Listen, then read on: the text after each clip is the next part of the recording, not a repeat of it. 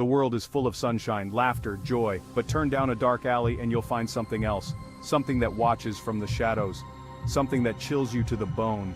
These are true stories. Stories that will keep you up at night. Stories that prove monsters are real. Are you ready to hear them?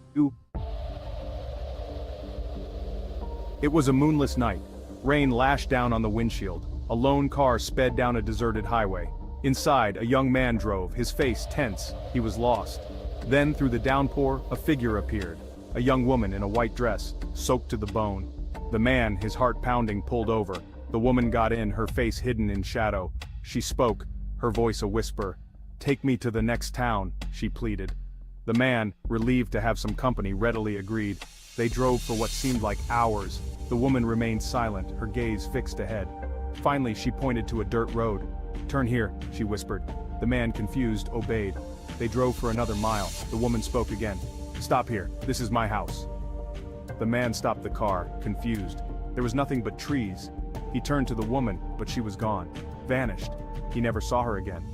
Some say the woman was the ghost of a hitchhiker killed on that very road, searching for a way home. Deep in the Louisiana bayou stands a crumbling plantation house. Its windows are dark, its walls covered in moss. Locals whisper of its dark history, a place of suffering, a place of death. No one dares go near. One night, a group of teenagers, eager for a thrill, decided to explore the abandoned house.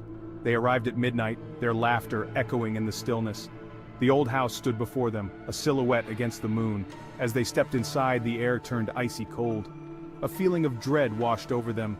They explored the dusty rooms, their hearts pounding with nervous excitement. Then, they heard it. A low moan coming from the basement. They froze, their blood turning to ice. One by one they backed away, their eyes wide with terror. They fled the house, their laughter replaced by screams.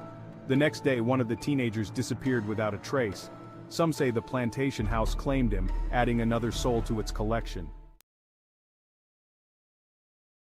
Section 4. The Cursed Mirror. In a small antique shop, nestled among dusty furniture and forgotten trinkets, hung a mirror. Its ornate frame was covered in cobwebs. Its glass was cloudy, reflecting distorted images. The shopkeeper warned customers not to touch it. "It's cursed," he'd say, his voice low. But curiosity often outweighed caution. One day, a young woman, drawn to the mirror's strange allure, purchased it. She ignored the shopkeeper's warnings, dismissing them as superstition. She took the mirror home and hung it in her bedroom. That night she woke to a cold chill. She felt a presence in the room.